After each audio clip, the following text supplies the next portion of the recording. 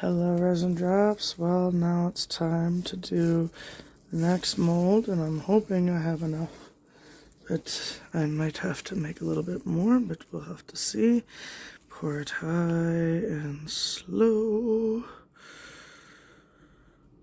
Pour all around. All around it.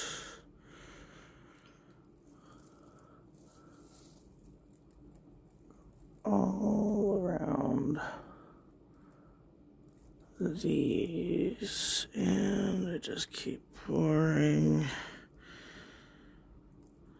and it looks like we probably will need a little bit more to finish this one off, which is okay, because I still have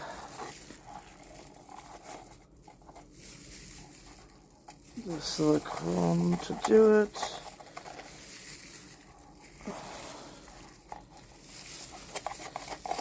And just get every last little drop we can into here. Waste no mold stuff.